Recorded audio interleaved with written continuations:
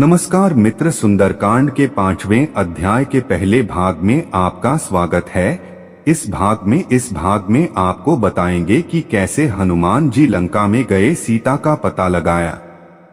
महेंद्र पर्वत पर खड़े होकर हनुमान ने पहले सामने की ओर देखा। अनंत सागर लहरा रहा था। ऊपर देखा तो अनंत आकाश था। पवन देवता का स्मरण करके उन्होंने अपनी लंबी भुजाएं आगे फैलाकर छलांग ली और पवन की गति से लंका की ओर उड़ चले। हवा को चीरते हुए वे गरजते चले जाते थे। मैनाक पर्वत ने उनको विश्राम देना चाहा, परंतु वे रुके नहीं। कुछ ही दूर गए होंगे कि नागों की माता सुरसा उनके बुद्धि बल की परीक्षा लेने मुंह फाड़कर उनकी ओर दौड़ी। हनुमान ने बहुत विनय की, पर वह न मानी और अपना मुंह बढ़ाने लगी। हनुमान भी अपना शरीर बढ़ाते गए। जब उसका मुंह बहुत चौड़ा हो गया, तब हनुमान अपना शरीर छोटा करके उसके मुंह में घुसकर तुरंत निकल आए और बोले, माता, अब तो मैं तुम्हारे मुंह में घुसकर बाहर आ गया हूं। अब जाने की अनुमति दें। सुरसा की परीक्षा में हनुमान खरे उतरे। उसने हनुमान को आशीर्वाद देकर कहा कि तुम राम का काम अवश्य कर लाओगे। कुछ और आगे चलने पर उन्हें सिंहिका नाम की राक्षसी का सामना करना पड़ा।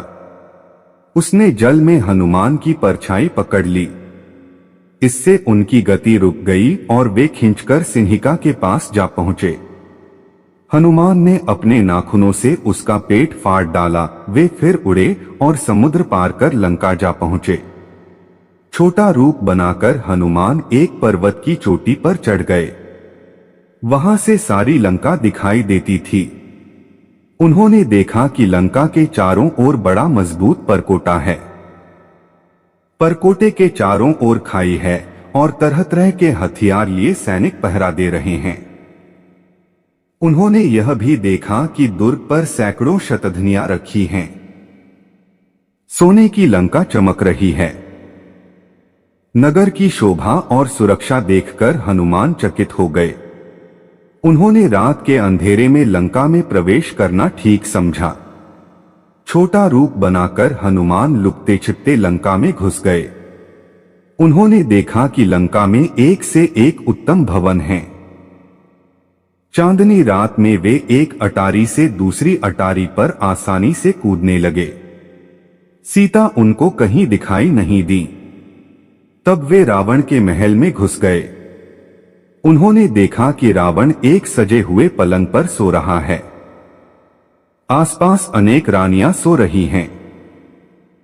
इधर उधर मदिरा की प्यालियां पड़ी हैं। हनुमान ने बड़ी सावधानी से रावण का अंतपुर छान डाला, परंतु सीता उनको कहीं न मिली। मंदोदरी को देखकर उनको सीता का भ्रम भी हुआ, परंतु उन्होंने शीघ्र ही समझ लिया कि रावण के महल में सीता इस प्रकार निश्चित होकर नहीं सो सकती। उन्होंने एक एक गली, एक एक घर देख लिया, पर सीता कहीं न मिली। रावण के पुष्पक विमान को देखकर उन्हें बड़ा आश्चर्य हुआ। वह बड़ा अद्भुत था। उसके पंखों में मणियां जड़ी हुई थीं। अंतःपुर से लगी हुई रावण की अशोक वाटिका थी।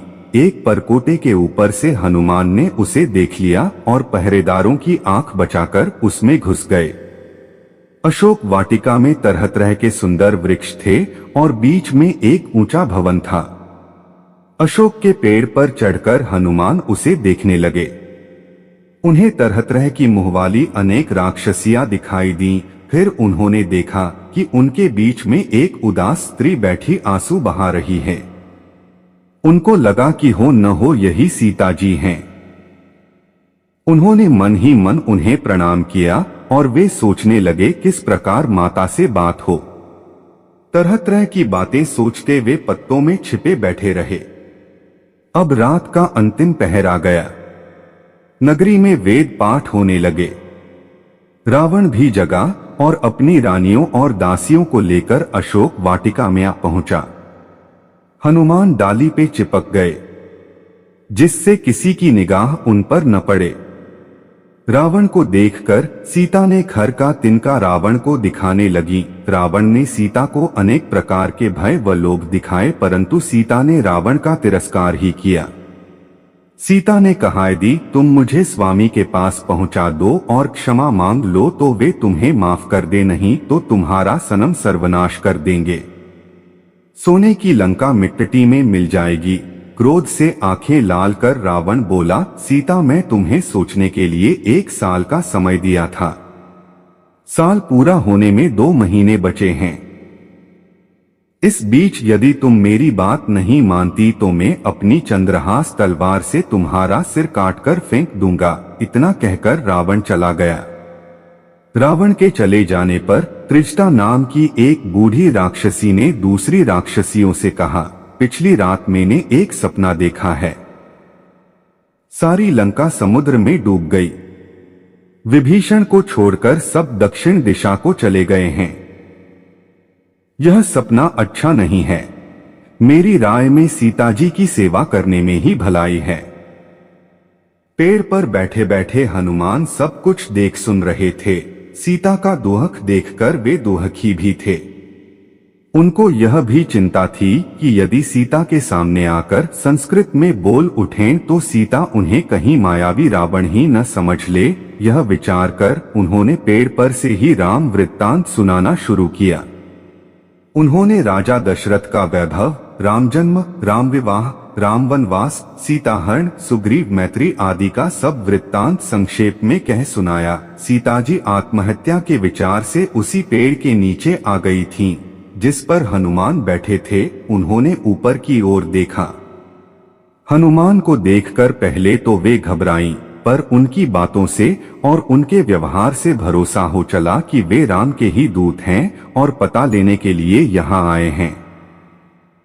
अब हनुमान ने देखा कि सीता के मन में बार बार संदेह उठ रहे हैं, तो उन्होंने पर्वत पर फेंके हुए आभूषणों की चर्चा की और अंत में राम की दी हुई मुद्रिका दी।